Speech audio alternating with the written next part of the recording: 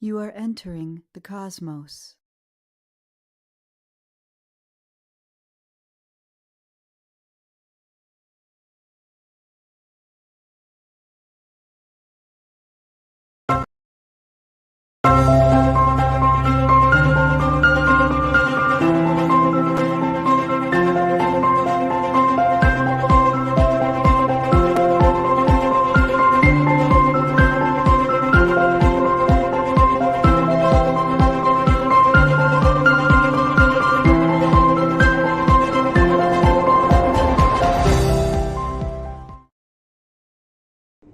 Okay, everybody ready?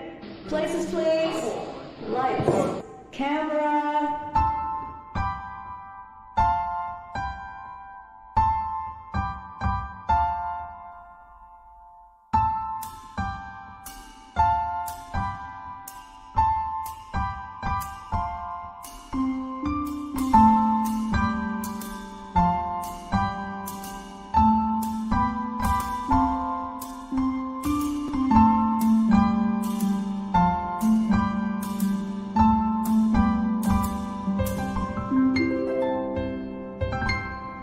And action.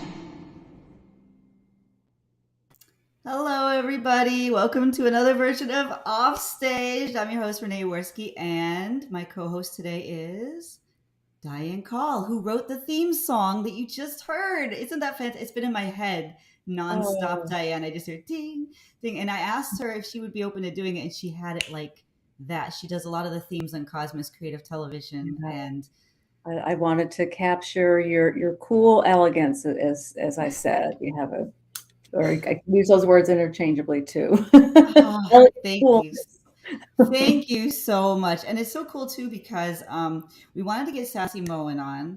She's absolutely amazing. And to have Diane here to co host is making me feel so much better and so much calmer because Mhm. Sassy is amazing. And, Diane said, let's do all women. So then we booked Kim Ware, who has a Yeah. new album, and she's going to play some songs for us at 8:30. So everybody hang out, and you have two amazing guests. I mean, how great do you feel about this, Diane? This is Well, I amazing.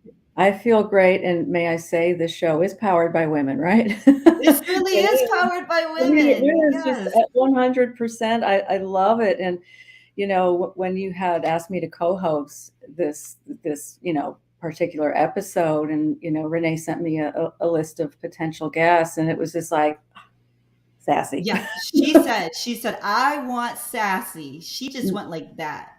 Nope, it was a no-brainer. I was like, I would Yep. just Hmm. to have the opportunity for Renee and I to speak with Sassy. I mean, wow, we were both trolling her on the internet, right? And just, Yeah. kind of doing our research, and Hmm. wow, just incredibly accomplished, and Yeah. such a Yeah, we mission. call it ethical stalking. It was ethical Yeah. stalking. It wasn't the creepy, it wasn't the bad stalking, but we were Like like literally. but we were immersed in the sassy, the sassy universe. And even her name just stands out. So it's so cool. So we're going to get to talk to her about all of the projects she has going on. She's an incredibly busy woman. So we are very grateful to have her here for the next half hour. So why don't we bring her up? Yeah. Sassy Mohen. Hey, I love Yes. it. Ethical stalking. I'm going to use that sometime soon, I think. Yeah, It's we have great. to, right? It's a wonderful thing, yeah, to do Yeah. some ethical stalking. And And we're just so, yes, I would Sassy? say thank you so much for having me. I'm thrilled to be here. I love talking to other powerful women. So this is, a great way to spend my Wednesday afternoon. Yeah. Absolutely. Yeah, Yeah, you you are tell me. you're in Los Angeles right now? Yeah, I am. Absolutely. That's awesome. That's where you got to be. That's the epicenter for everything that you do, right? Yeah. Especially Yeah. post quarantine. A lot of stuff's being done on ground again, right? Yeah, I mean, right now is kind of a weird time because there's a writer's strike about to happen and, Hmm. streaming is going through some flux, but things are they're picking up again in many different fields. I mean, I've lived in LA since 2004, so I'm a big fan, but, I'm from the East Coast originally, so are you guys on the East Coast too? Yep, we're East Coast. Yeah, I'm Nice. Southeast. Yeah. Nice. Yeah, Yeah. I'm in Georgia. Nice. Yeah, I grew up in I was born in New York and I grew up in DC, but I hightailed it out to Los Angeles the second I could for college. Yeah, basically. Well, I'm from Chicago, and I hightailed it to Athens, Georgia. Yeah. I mean, it kind of makes sense though. It's always snowing there in Chicago. DC is always muggy and like swampy. I'm like, where's the better weather? Can I find that? Yeah, yeah, definitely. I love how you're combining all of the modern technologies and, just really combining that with your passion for advocating for women's autonomy. I think that's just the best way I can describe in a nutshell what you do. And I'm just, I was watching a lot of your reels, and they're just so modern and fresh and funny. Thank you so much. I mean, yeah, it's one of those things where, I've been doing this for many moons now. And when I was younger, I got told so much to not tell female stories, especially before the Me Too movement. I literally had producers say to me that no one will watch this because it's about a woman, or this story's great, but you should make it about a man. And then, going through my own personal journey and growing up and just reaching a point of realizing I need to tell the stories I want to tell and not necessarily the stories that, bigwigs want you to tell. And then unsurprisingly, the stories that I wanted to tell did better because, they had more heart and soul, I guess, or were more authentic. And then it kind of snowballs from there in a really positive way. And it's really cool to hear you say that, because I really do want to try and reach as many people as possible. And I found even with my first feature back in 2007, I did it on mini DV tapes, HD mini DV, which was the new breakout technology, and people were against it. So much of the films that I've done, when new technology comes out, people say something like, oh, it's not a real movie if you don't do it this way or that way or whatever. But I think one of the best things about filmmaking is experimenting and trying these new things as they come out. And then you get your stories become heightened in a better way if you really lean into these technologies that you're trying out at the same time. Yeah, they really pop. Yeah. Yeah, for sure. So Yeah. it's nice to say that. And do you find that are people still saying that no one wants to hear a woman's story? Are you still hearing that in this modern age? Not outright anymore. I mean, there's the directness that maybe isn't there as much. I feel like, I was looking at this really interesting graph earlier today that I didn't fact check. So, I like to always, when I see something on the internet, make sure that it's accurate, but it was really quick. And it was a graph of the Oscar winning films of the past 20 years. And it showed the amount of lines spoken by men in each film and the amount of lines by women. And it was for roles that said over 100 words. So, right, not an extra saying like next or whatever. And I was floored. Actually, the one that had one of the biggest discrepancies was Hurt Locker, which really surprised me because that was the first film that a woman won Best Director for. And Schindler's List had virtually no female speaking roles in this graph. And, it started 20 years ago and it left off, I think, in 2017 or 18. But, even seeing that just makes you realize that there's been so much progress. But then you look again at, the movies that were selected this year, who's being represented, and the amount of jobs that are being offered. It's changed, but there's still a lot more work that needs to be done. I even noticed myself on sets that I'm directing about like half hour to an hour of a palpable shift of attitude towards me, where in the beginning people aren't maybe quite as trustworthy, and then an hour in there's almost this moment of like, oh, she does know what she's doing. Oh, okay, that is a good idea. Whereas it doesn't start out like that. And I know that part of it is just getting to know you stuff, but I always wonder if men go through the same experiences that I do. I don't know. I've never been a man, so I can't tell you what that's like, but it's definitely something that I've noticed as I've gotten older and more self-assured, because you have the time then to be reflective, right? To see what's going on around you. Mm-hmm. Yeah. And Diane and I talk about that a lot. Both she and I are musicians and also have, do entertainment. And it's just one of those things where it's almost like a good old boys club sometimes, even in circle that you would think would be so progressive. I mean, like when I was growing up, I was a drummer for a punk rock band, and I was the only girl in it. And I was always kind of sidelined or distrusted. I wasn't allowed in the business meetings. I wasn't really allowed into the studio with the technical part of it. It's almost as if they assumed I wouldn't know how to do those things. And I'm still running into that about men assuming that maybe I wouldn't know how to do audio engineering. Now that I'm doing television and acting and executive producer, it's almost like you're always, as a woman, you're right. There's a little bit of like a prelude where they're analyzing you and wondering, even other women sometimes, and they're saying, what is this animal? You're a woman in this sector, you might not know what you're doing. Or I've also heard, well, maybe she just got there because she's a woman. Yeah. And that one just drives me nuts, because like, do they understand? It's the opposite. If anything, you have to go so much harder just to get a modicum of respect that a man automatically gets walking into the door. Yeah, it's funny, especially last year, I had a lot of male film peers of mine say to me in each of their own words, you're so lucky right now to be a female director.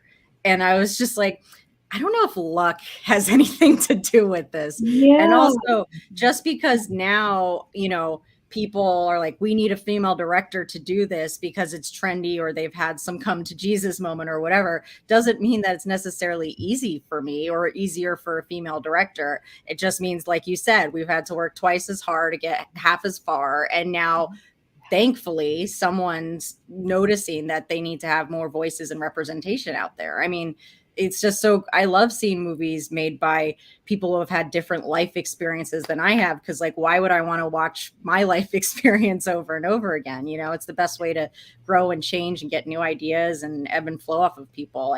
I love the diversity that's happening. I do wish that there was so much more of it though, but I try to be positive, but also there's like I call it like the optimistic pessimist in me that finds everything funny. And I just, I think it's cute when there's like, oh, look, there's 5 more directors this year that are women. I'm like, that's great. Like, what luck they have. But still great. Yeah. I was thinking a lot about how, when there are shows, when there are, or just content that's very women focused, I really think there is more color and there's more variety. There's more texture that we present as women, more so than I think men do. It's sort of like, it's just like almost seems to be a little more black and white. Yeah. No, I agree with you. What's funny is actually I'm working on this outline right now that I just finished for a feature I'm developing. And I had one of my friends read it. She's a professional screenwriter and she gave me great notes. I had another male colleague of mine read it and he gave me terrible notes, and not in the sense that it was terrible of my story, but he didn't understand at all what I was asking. And he didn't take the time to understand what I was asking for him from these notes. And then he also was saying like, and I don't get the this and the that. And my friend who's a female, she said to me, she said, I got it. But she said, I found that when I work with male screenwriters, you often have to lay it all out for them explicitly of like, blank, blank, blank. Whereas women can pick up on the nuances of leaving in a script or, alluding to something that men might not take the time to do. And even the fact of me asking, these are the things I'm looking for, and then him completely disregarding that in the first place, it's something that I found. And I don't like to hate on men all the time. I'm marrying a nice straight white man this October, and I love him. Congratulations. Congratulations.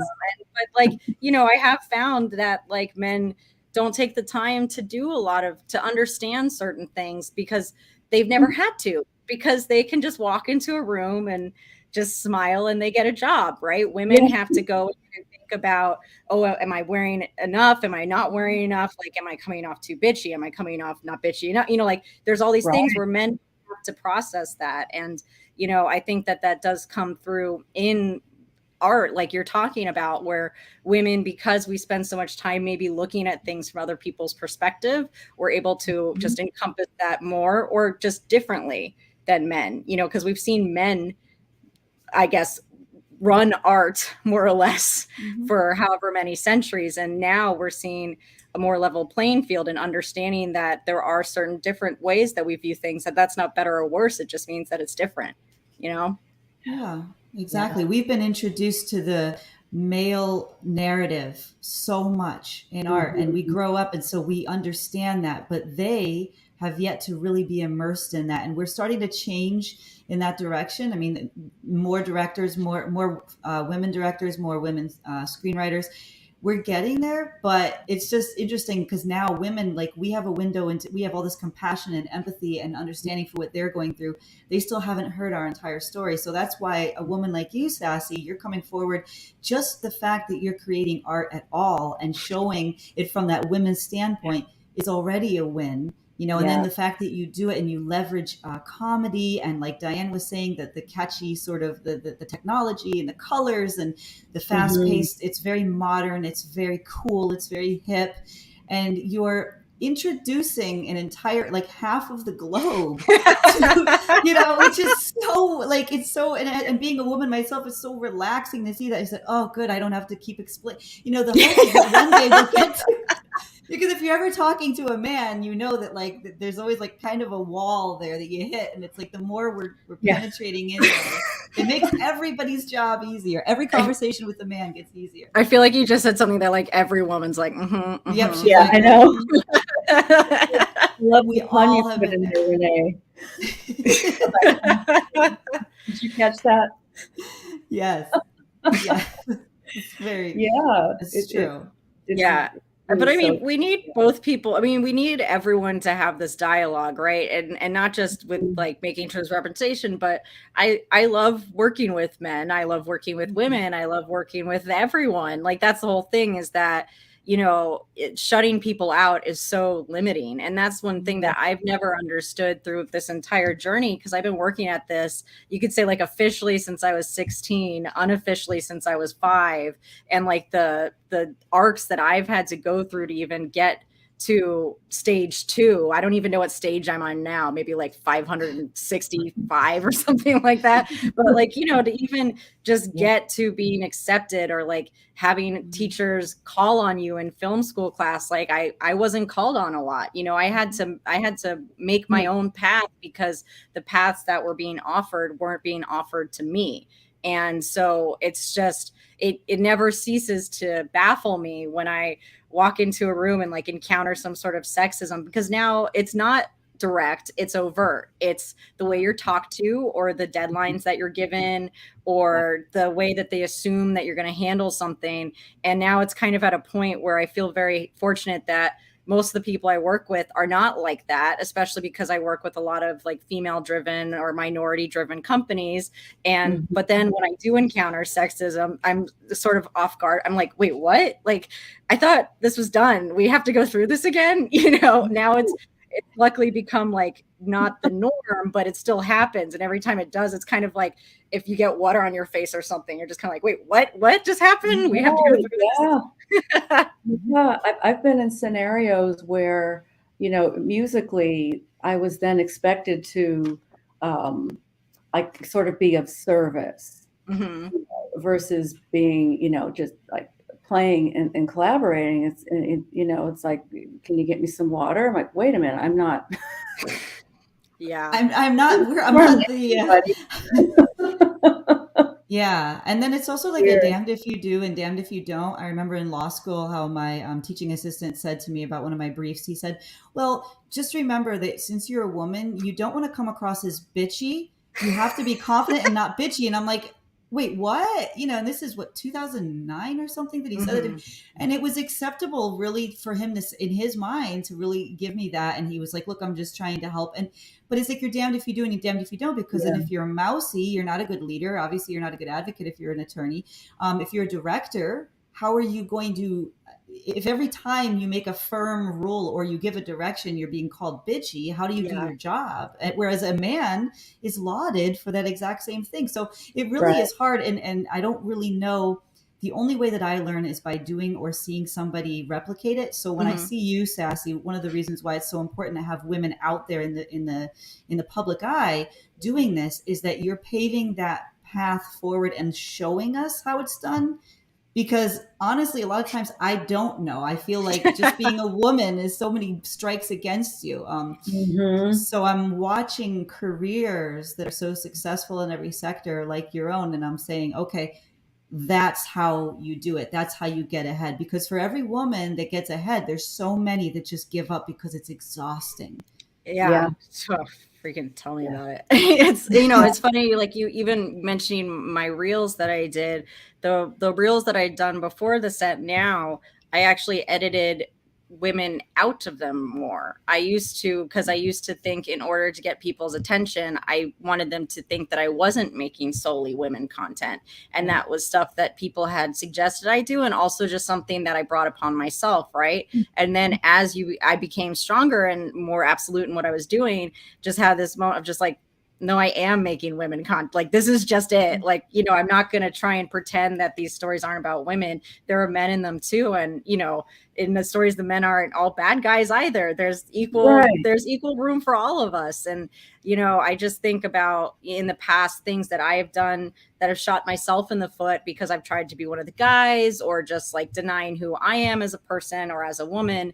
And now the fact that, like, for me, I've always wanted to be a film director, and this is the only option. I had a friend, like one of my oldest friends, say to me years ago, she said, I always admired you because when I asked you, what are you going to do if it doesn't work out in Los Angeles, you gave me this look like, huh, what? Like, because I don't remember this, but I'm like, yeah, because I don't have an answer to that question. Like, the path is here. And so because of that, there is no giving up for me personally. And that's just the way I've always felt. But not every woman even has the opportunity to find that strength or that like guiding star. Like, I was very fortunate to have sequences of events point that out for me when I was much younger. And my parents have always been incredibly supportive, and I'm an only child. So it's like they put all their eggs in this basket and, you know, told me I could be president or whatever. And then I chose this. And, you know, at times I'm sure they regretted telling me that I could do anything. Cause, you know, when I was younger, it was definitely like, maybe you should get a real job. And I was like, maybe you should get a real job. I don't know, like, you know, but like, of course they had one, you know, but it's like just saying anything, retorting back to them. But, you know, I just, this is what I want to do. And I also want to help women find that for themselves. Like, all of my films have this through line of basically for women or people who have been ostracized by society to find out that it's okay to be yourself. And that's really one of the major themes through all of my projects, whether it's drama or short form or a music video even, or something like that, is just understanding that your flaws are what make you perfect. You know, your flaws are what make you awesome. And women so much were told that our flaws are terrible. Right, like we need to change our whole appearance. We need to change the way we dress and do all of this stuff. These rules, these things we're never going to attain because there is no absolute answer to it. And so I just find now finding the strength to be myself has worked out great. So there's one thing I can recommend to people is just do you. Yeah, because they also they move the goalposts on you, because oh my God. what they do is they say if you don't wear feminine clothing, or if you don't get your hair done and you don't do the makeup, then you're totally undesirable. No one will book you. No one will hire you. Then you do those things. You say, okay, I'm going to do this. Then they say, oh, you're a slut. You're undesirable. Now you're stupid. Your IQ is dropping in front of me because now you're sexually desirable. So how sexually desirable are we supposed to be on the scale? I mean, is there an exact... I mean, what is the gradient? No, it's just, I would just love to turn the tables on that one, right? You know? Yeah, me too. I just think there'd be some crumbling going on.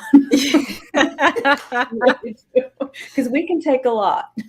Yeah, absolutely. And I want to highlight this comment because Lily May is a 15-year-old living in Las Vegas. She's a co-host of Orchid Times, which is a talk show that highlights women's empowerment, and she's also a musician. So, and she started that show with Linda Rose when they were both 14. So she said, being in high school, she just started high school last year. It starts out young, just like in school, when the good girls are sat between boys in class to break up bad behavior, teaching us at a young age that we're responsible for male behavior. She's only 15? She's 15. Wow. I know. I wasn't like that at 15 and I wasn't like that at 30. I'm still trying to get there. I just learned that now. But that's true. Being responsible for male's behavior. If a male adjacent to you does something bad, the woman is the one judged. And that's just, wow. Yeah. And, I think as we give ourselves permission to release those roles, I think it really will help other women release those roles as well, and Sassy, I see that in your work. Thank you.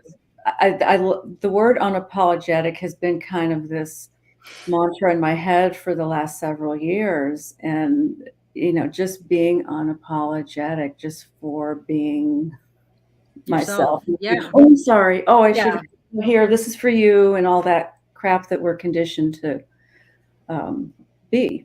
Yeah. And one thing that is really cool though about now, and I don't know if it's maybe just my generation of filmmakers, whatever that is, but having gone to all these film festivals in the past year, it's been really cool because the demographic is shifting. I remember it used to be me surrounded by a bunch of dudes, right? If I was lucky, if I found one other woman there that I could talk to. Now it's becoming not just equal, but then seeing more minority filmmakers in there is just so awesome to me because I get tired of looking at white men all the time. I know. I'm just there's all you see it all the time. You're like, I want to see something different. I want to hear something different and challenge my way of thinking about the world and the way I see it. Even maybe I'm going to disagree with it completely, but I want to hear that and be exposed to it. And it has been really great at these film festivals, not just meeting other women filmmakers, but now meeting men who are at the same level I am, who respect me, which is something that is a very new development in my life in the past few years. That it used to be like a guy was either in competition with me or he didn't respect me. And now it's just men who understand what I'm doing and I understand what they're doing, and that there's a mutual beneficiality to each other of us helping each other. And there's even friends of mine at mixers that I'll go to with another dude, and we kind of tag team each other. We're I hype him up, he hypes me up, and it's it works because he's yeah, then the women think I'm awesome. I'm yeah, then the men think I'm awesome. So it's we cover both fields, but it's just it's really great now to see the changes that are happening, especially in younger people. And I can't wait to see what even people younger than me do with their movies or their art, because I'm sure that it's going to blow my mind in ways that I didn't even think about now, Yeah. Yeah. That's totally true. Talk us a little bit through how to hack birth control and what the reaction was to that. And everybody just go to sassymohen.com. Yes. You can follow, just go there and you will be down those rabbit holes for 48 hours like Diane. And So talk about, how to hack birth control. It's very funny. You guys are going to laugh when you see it, but talk us through how that came about and then what the reactions have been. Yeah, so how to hack birth control, I pitch it as it's as if Samantha Bee and SNL made a baby that watches a lot of TikTok. That would be how to hack birth control. So it's funny, it's informative, it's a wild ride, and it came about a few years ago. I direct social media commercials for a living, and so many of them are hacks, like how to hack your brunch with this brand or something. And one day I was just shooting something and I just had this light bulb of the title of how to hack birth control. And I didn't have anything else, but I thought, this is a great idea. I don't know what it is, but I'd love to explore it. And so, through other personal journeys, I had a friend who unfortunately had to get an abortion because of she didn't know what birth control methods were available. And I told her after it happened, when I found out, I was like, you could just go to Planned Parenthood and show your proof of income and they'll give you the birth control pill for free. And she was flabbergasted because she didn't even know that this was an option that she could inquire about in the first place. And so I basically put together this comedy that's educating people, specifically women, but anyone who wants to watch, on different types of birth control, where to get it, how to get it, what questions to ask, what different side effects might be, and really just about telling women it's okay to stand up for yourself in these situations. When I was single, the amount of times that guys would be like, oh, we don't need a condom, I'd be like, yeah, we do need a condom. Like, you know, like that's the dumbest thing I've ever heard. And so, but like so many women in that moment would be like, okay, yeah, sure, because they're so scared of being rejected or being made fun of or something. And so birth control is about just telling women how to advocate for themselves, of like how that it's okay to ask your doctor these questions. If you're nervous, just write them down and bring them in. You know, like there are always, and the other part of it is that there are always other women out there who will support you.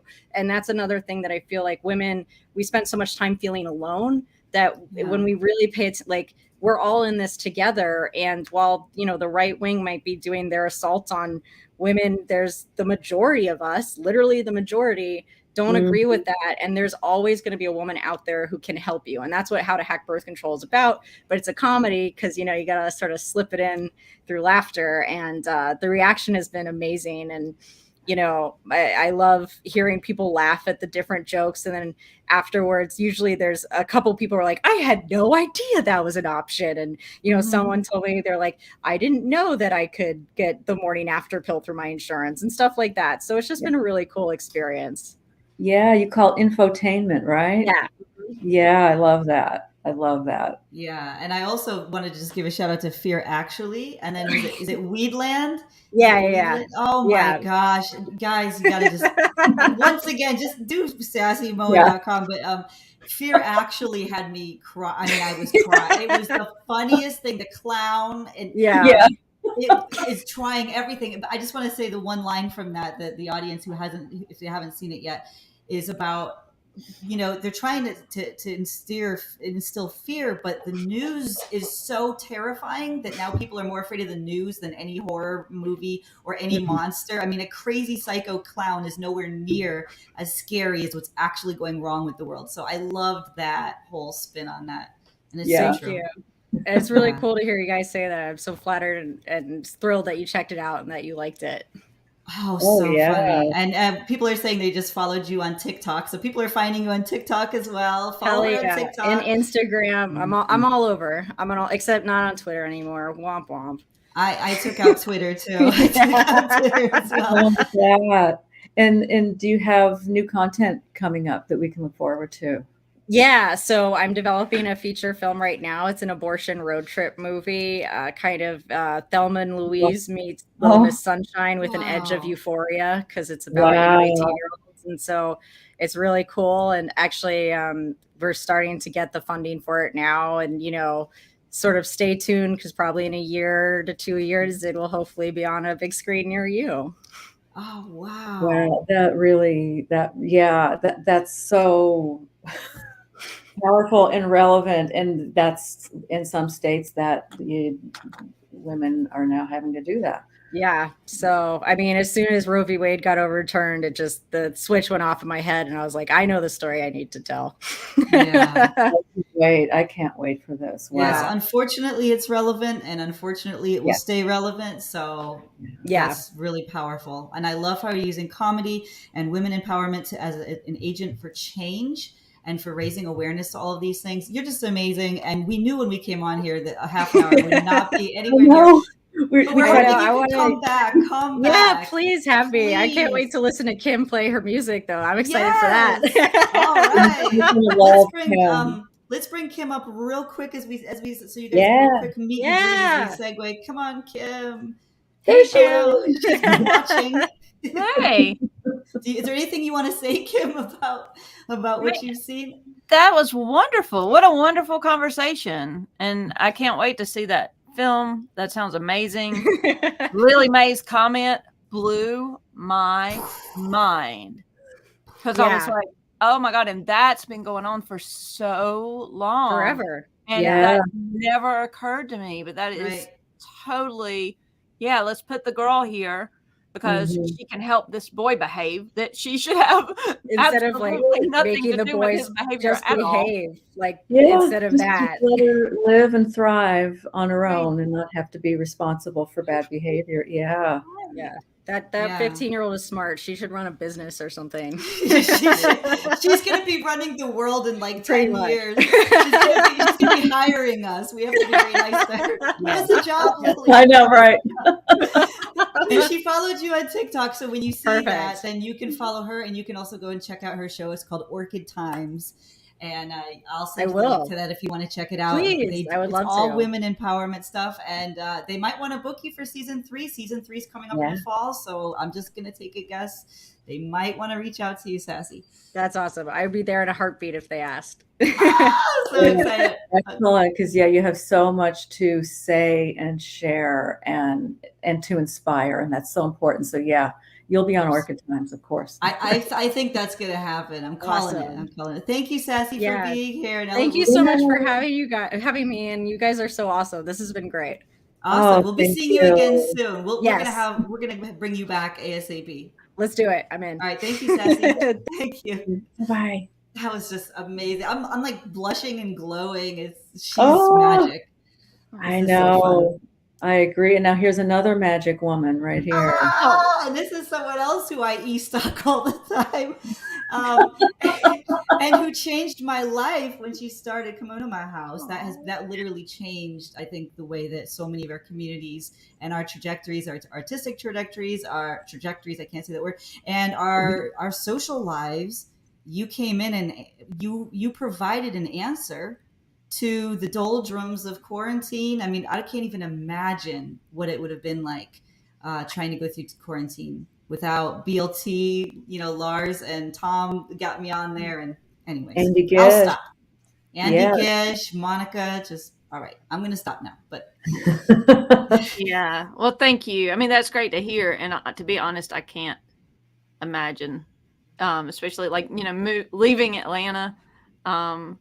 Just a few months after quarantine started and missing it so much. But especially at the beginning of the kimono days, so many people on there were from Atlanta that I felt like I still had that tie to it. So it definitely, I don't know what I would have done without it. Yeah, absolutely amazing. And so we've talked about that so much, and what a game changer, what a pioneer that you have been, and Andy and Monica and all of that. And but now you're doing so much, in addition to all of that, you have so much going on in your life.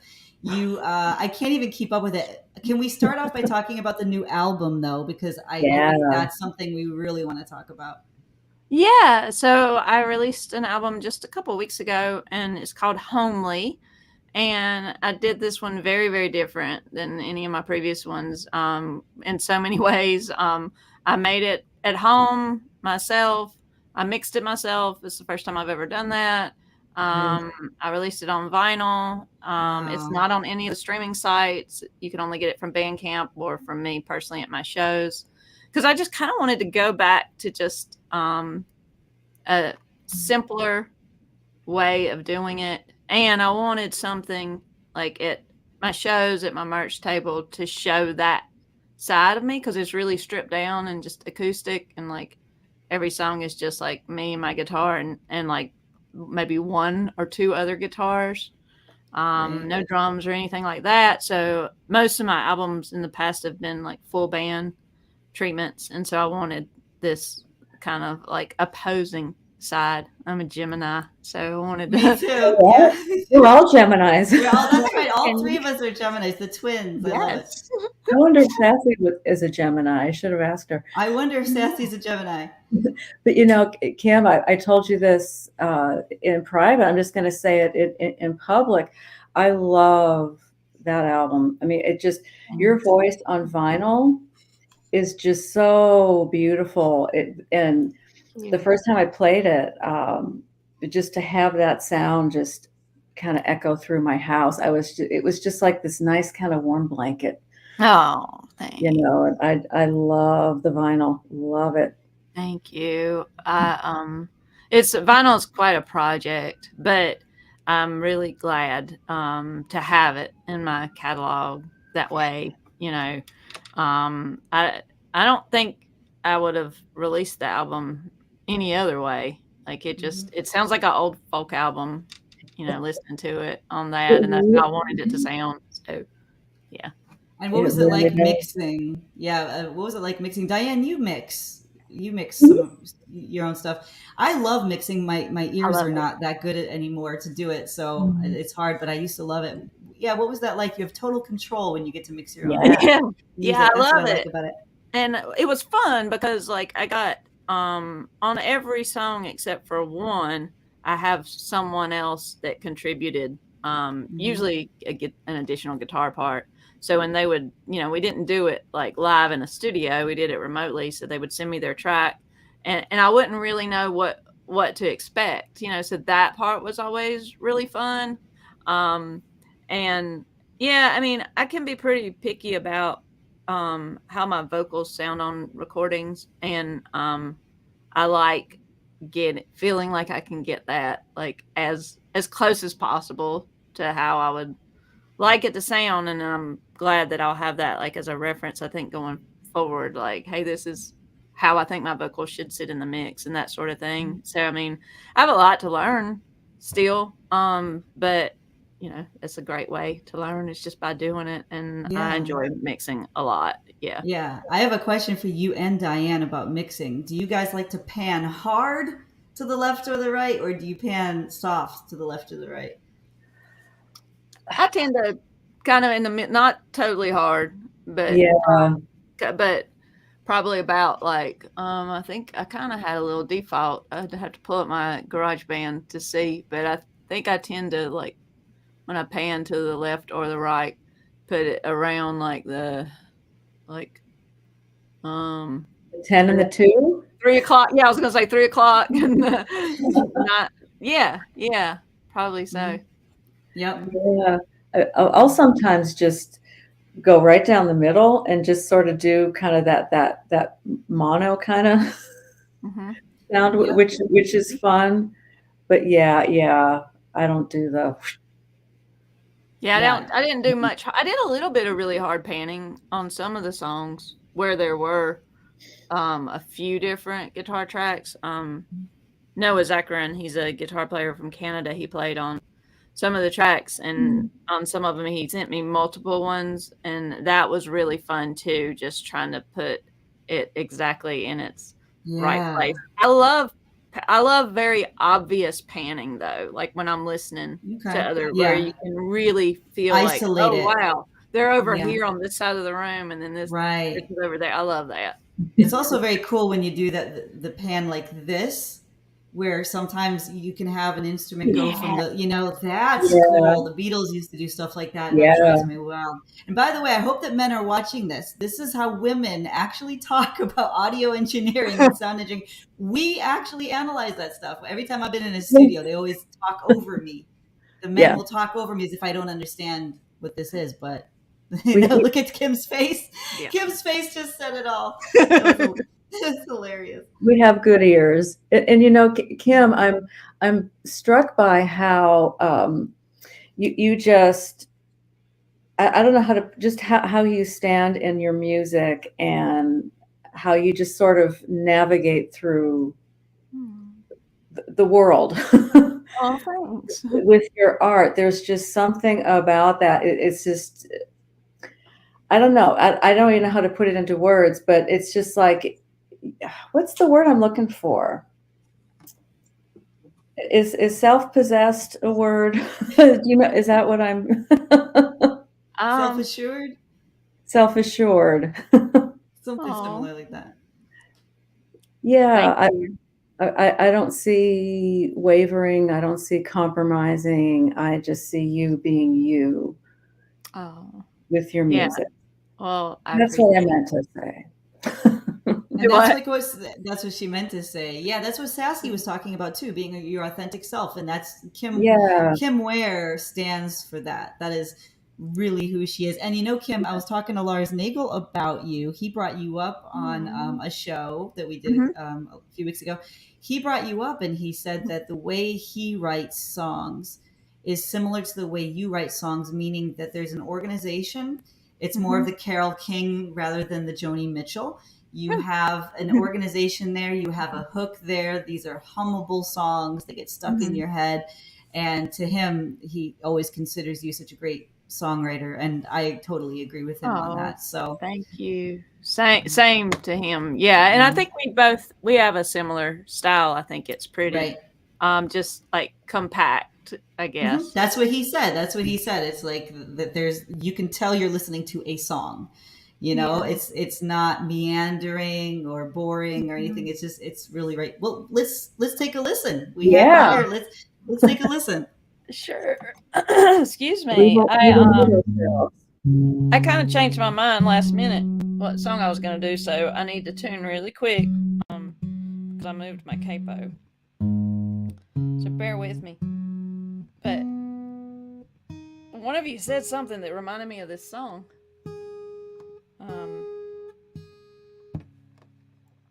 Here's a new one, actually. And I've written so many breakup songs over the years.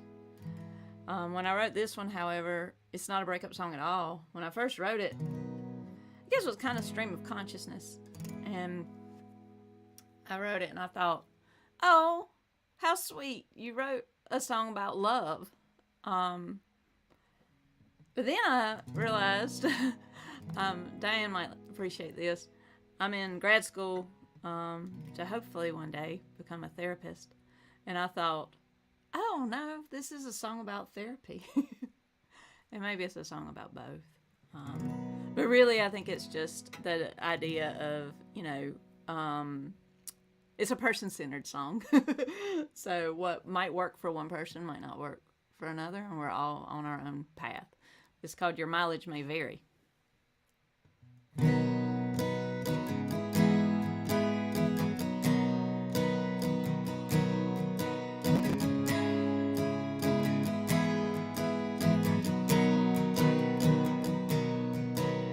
Well, they say one man's trash is another man's treasure.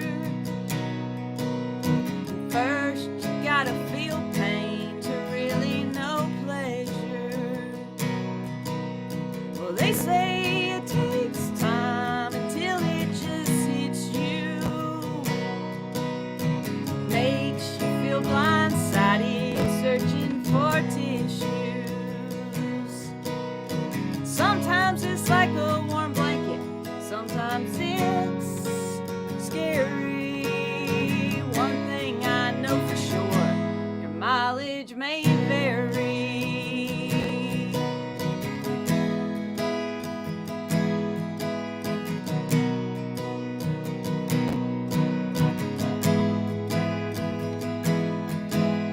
Well, I was taught not to believe the lies they like telling.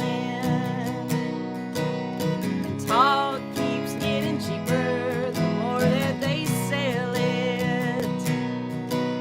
Well, I know I ought to have faith and trust in the process, but I can't get out of my way to see my own progress. Sometimes it's like a warm blanket, sometimes it's scary. One thing I know for sure, your mileage may vary. It's a ride, so buckle up, take it in stride. Look to find what's yours is yours, mine is all mine. We'll make it on our own time.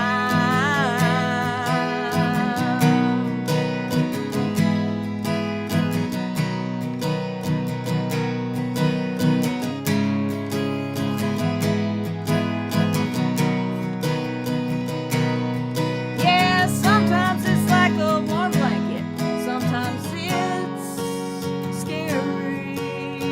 One thing I know for sure, this much I know for sure. Baby, if you want me, I'm yours, but your mileage may vary. Your mileage may vary. Your mileage may vary. Your mileage may vary.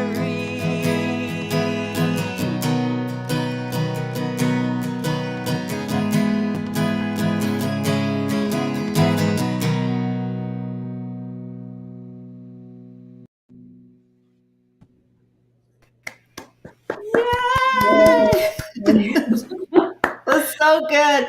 It's so good. I always get teary eyed. That's a weird thing. Like, I don't generally get teary eyed with stuff, but for some reason, Kim, every time you're playing, I don't know what it is. I just get affected. I don't know if I think it's just your spirit or Mhm. your lyrics are so witty and profound at the same time. And you just find a way to tap into the human experience and the human spirit in a way that no one else does. It's an experience to see you perform. It's amazing. Well, It, thank you it so is. much. I love the joy that you have when you perform. Yeah. Thank you. Yeah. Did you Um, want to talk a little bit about that song and Mileage May Vary and how yeah, you came up with all of that? I'm always interested. sure. I always want to ask about your lyrics writing because that's something I really struggle with. Oh, cool. And you're just very, well, you just do it right. Aw, thank you. Thanks. Yeah, that song. I think most of my best songs, in my opinion, are probably songs that were written to a prompt because I end up going Mm. somewhere that I probably naturally would not have thought to go. And that was a prompt for the Southern Songwriters Association. The prompt was mileage. And Oh, as soon okay. as I thought about it, I just thought of that phrase, your mileage may vary. And I don't know. I like that. I like thinking about kind of common phrases that could mean, multiple things. And so it just came out of that. And I kind of just was thinking about that, like I said, kind of just the notion of different things. Like two people, I'm fascinated by this. Two people can have the same experience, but it be a very different experience. Um, and Mhm. kind of was, thinking about that when I wrote it. But like I said, at first I thought it was about love, maybe, but then I threw in some stuff to, I think, make it more about therapy, maybe, or just about, anything really. About life, yeah, yeah.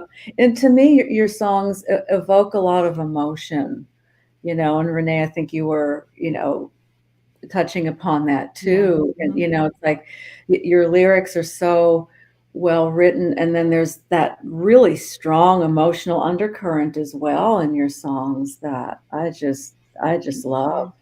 Thank you. I'm a big fan of emo music. Like, I really, I mean, Mhm. that's kind of what I try to do, I guess, is sort of combine just like the homespun, folk country stuff with something that really is like real personal and kind of like pulls at your heartstrings. Where, like, if you're, you know, you might not get it if you're not really paying close attention, but then if you are to the lyrics, then I like hopefully I like throwing in, or at least attempting to, like, a line or two every now and again where it's like, oh wow, that, like, I didn't think we were going to go there, or, and where it's like a little uncomfortable really. And it's like most of my Mhm. songs are not things that I would just outright say.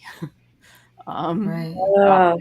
and I It- try, that's on purpose, I think. It's like, well, what is the thing that I might not be very comfortable talking about? Maybe let's write a song about it. yeah. And just go there and just kind of follow that flow with the words. Yeah. Sometimes Yeah. the words will lead us. Yeah. For anyone who's not aware of your educational background, do you want to just explain that? Because I think that might be informing some of your songwriting or your perspective on life. That Yeah. you have a more advanced, you and Diane both have a more advanced and educated understanding of the human experience, psychology, neurology, the brain, the emotions than the average person. So did you want to talk a little bit about that, your Yeah, background? we can. I mean, Diane has a heck of a lot more than I do, but I'm in graduate school currently. I'm about 3/4 or so of the way through getting my That is, master's in clinical mental Mhm. health counseling. a lot of Um, people don't make it that far. So, oh, Yeah, that's yeah, very impressive. it's been quite a journey, like, to Mhm. basically decide to leave the corporate world at, like, just as I was about approaching 50 years old, and leaving a world that I had been in for the past 20 some years to go back to school. It's kind of daunting, and it's been a lot to try to juggle with just life stuff, but I've learned a lot. I've really, really enjoyed it so much so far. I'm about to go into, in the fall, I'll do my practicum, and then I'll do 2 semesters of internship after that. So it's about to get really real. Yeah. It will, and then it'll get really real when you're done with school. Yeah, really, really real. It's like, oh, well, why didn't they teach me this in school? Kind of stuff. Yeah. Yeah. Oh boy. I can imagine that it will. Do you want to play a second song for us? Yeah. Sure, if you'd just like. saw Let's see. I'm debating. I feel like I should play something off of Homely. Oh, can I make a request? You can. Yeah. This is my new favorite song of yours, and it's like favorite songs rotate. So this is Things Will Get Better in the Morning. I love the title. Oh, now I've got to hear it. It's kind of a sad one, but we can go there. Most of my songs are sad. Let's go there. Yeah, I'll be happy to play that one. That's actually good for me to do because I haven't played this one in a long time. And I got to tune again. And I apologize for this guitar. I love it, but it is not the best at staying in tune. And that last song, it was not. So sorry about that.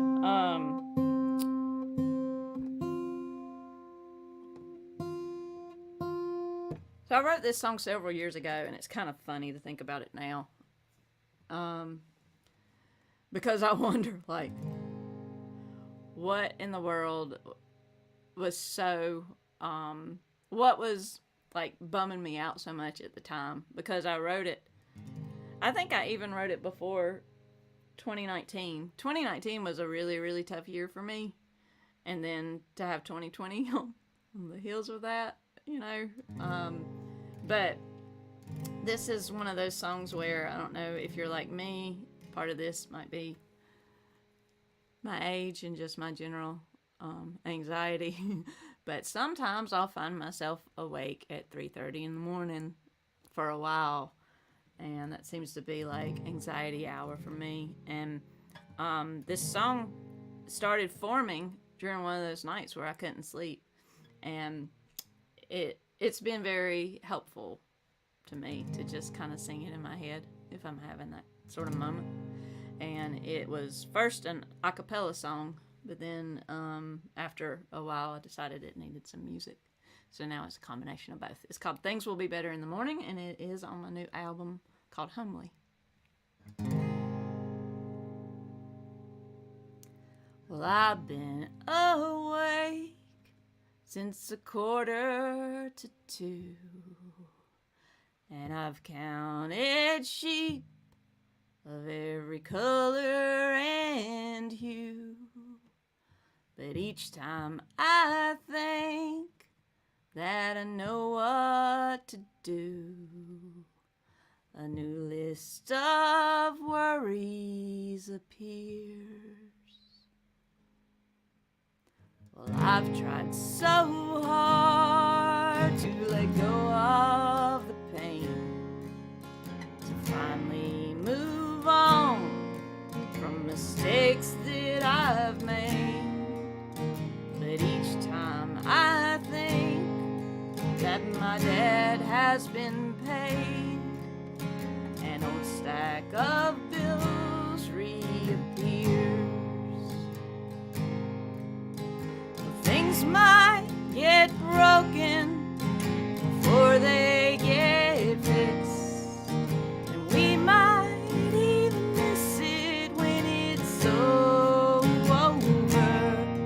With my heart on my sleeve, I'll pretend to believe things will be better in the morning.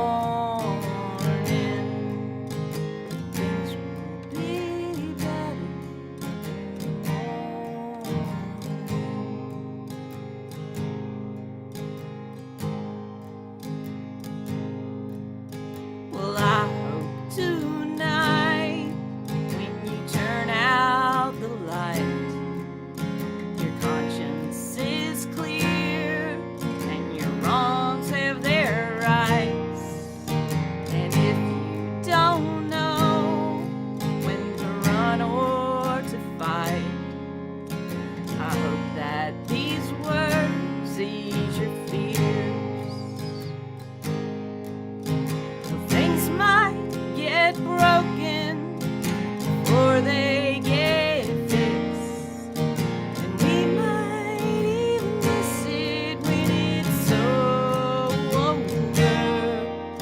with my heart on my sleeve. I'll pretend to believe things will be better in the morning. With my heart on my sleeve, I've just got to believe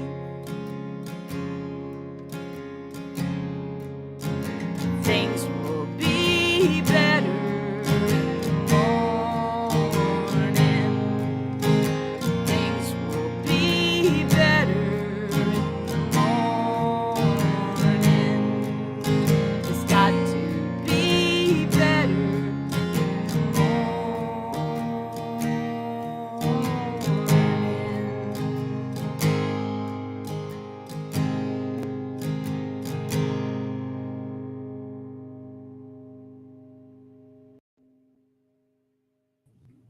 Oh, I love that song. Oh my gosh. It's just, Oh, wow. You are an entire mood and a vibe and a genius. Oh, And it's just like one of those things where it's so cool because I could imagine just having your song as a soundtrack. And I've told you that before, you're very cinematic with the way you paint those pictures. And for any filmmakers out there, just get all of Kim Ware's songs on it. And because you transport us into another better reality, more nuanced reality. I don't know what it is, but Diane, help me with the words here. It's just wild. it's like, a comforting, sad, joyful Yes. reality. Yes. thank you. That really Yeah. means a lot to me. Oh, Yeah. man. Oh, I just feel all I know. verklempt, as we Isn't say in New York. Yeah. that song is just so good. And Renee, when you hear that on vinyl too, it's just like, oh. The warmth of the vinyl, I know. And, vinyl is Oh, making this huge comeback. It's most vinyl presses are like, they're backed up about 8 months or something. Someone was telling me right. it's just, Yeah. everybody's going back to it and that's the type of music. I think people could argue all music would benefit from that warmth. But I think when we're talking about Kim Ware, you were built for that sort of classic warmth, that sound. It's just, Yeah. whew. Yeah. I mean, because, I've heard your CDs and then I heard the vinyl. I was like, whoa, this is, Oh, it was like just something really locked in with, awesome. with how you recorded, how you mixed, and then pressed it on vinyl. I was like, this is just that perfect.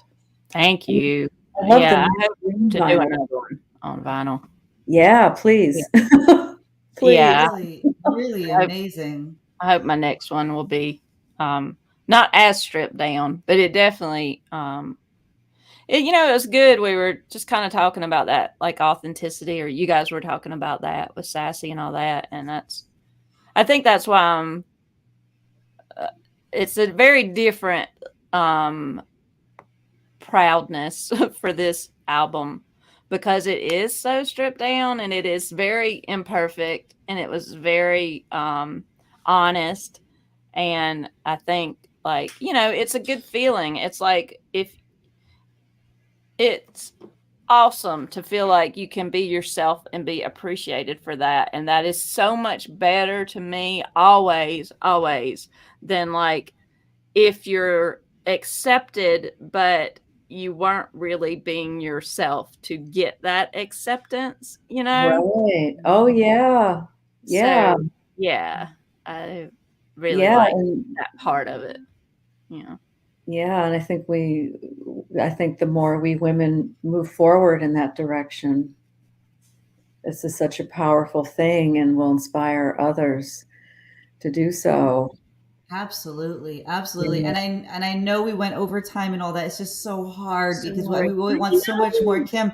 But I I do want to know. get this question in because I really wanted to ask you this today, Kim. If you'll indulge me for a couple more minutes, I Yeah. wanted to ask about your about perfectionism. When do you know that your art is finished and ready? Are you one of these songwriters that just keeps agonizing over it and you keep pulling back and polishing, or do you just keep going? Because you're quite prolific. But Mhm. I wanted to know Yeah. about your process there. Oh gosh, that's a big question. Do you mean writing a song, recording a song, or both? Um, Actually, both. And then the recording is the big one because once you get in there, there's so yeah. many different opportunities. But really, with the songwriting too. Yeah, I mean, I think with they're kind of different. I think with recording, because I'm still so new to it, that I tend to not be as much of a perfectionist with it because I can't. It's like Right. it's still new and exciting and fun. And if you remember, like, making any kind of art, I think when you're first doing it, it's like just the act of doing it and just like being able to complete it at all is like, oh wow, Yeah. So that's a lot different for me. And I think, but I will say often, and I think a lot of people have this same experience. Like for when I'm made homely, I think I limited myself to recording a track 3 times, Hmm. and like that's it. I'm not gonna keep doing it. That's enough. And there were many times where I ended up just going back to the first take anyway. Hmm. Interesting. Um, I didn't so know that. yeah, I don't know if that's because I thought, well, this could be better, and then I just gave up. Or but I think there is something about just that initial, like, before it's Yeah. too before you've overthought it so much, Yeah. yeah. And then I mean Yeah. with the song, I think that's very much just off of feel. Like, does Mm. it feel okay? Does it feel comfortable? Are there any lyrics? It's usually about the lyrics, almost Hmm. more than anything else, as far as whether it's finished. It's like, are there lyrics in there that just don't feel right to sing? Like, don't Hmm. feel honest, and don't it doesn't have to be like 100% factual to feel honest. But I think, yeah, for the song, it's all about the feel for me. Yeah, that makes sense. And I think it was Albert Camus. I think a lot of people have said this, but I think Camus said that fiction can be more honest than the truth. That emotion, you're really tapping into that emotional True. authenticity. And Mhm. that's one of the things about your repertoire, Kim. It's just so honest, Thanks. Mhm. and it's every single emotion on the spectrum, I would guess. I can't even explain it, but I do get into, there are some artists that I get really into like one of their songs and I'll play that on repeat, but like I'm not really into their entire. You're one of those where, you can just have Kim Ware on for 8 hours and Yeah. that could be your whole day. Yeah, Diane knows. Diane knows. Diane's Yeah. like that too. And Diane's like that too. She's co-hosting, so we're not highlighting her. But Diane knows that she's like that too. Both of you are like that, Oh. where it's not about just one song. It's about the Yeah. entire artist. It's not Thanks. about, yeah, exactly, exactly. It's not about the hit or one thing that pops. Yeah. Yeah, Yeah. I totally agree with you, Renee, about Kim's music. Absolutely. Yeah. And, Yeah. having seen you live several times, Kim, it is quite an emotional journey. I mean, I still remember when you played at Waller's, I believe that was last summer or late last summer. You Yeah. had people in tears. And I Oh, remember, me included, looking around Mhm. and singing a song about your father. And it's a real experience to see you live. And I thanks. hope people uh, get that opportunity to see you perform.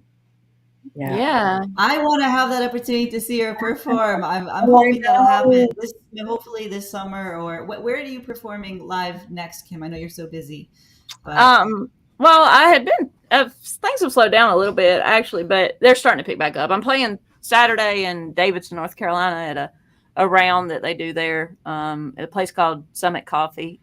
It's a wonderful, wonderful place. oh, cool. So yeah, I'm looking forward to that. But I'm playing the big show I have coming up is I'm playing with my full band in Atlanta on June the 2nd at Waller's, where I think that's where Diane was talking about seeing Yeah. me I'm going to before. miss you that time. I'm going to be in Chicago at a wedding.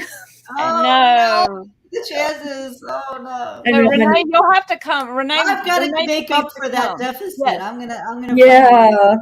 We have to That have the is great. Gemini representation there at your Yeah. show.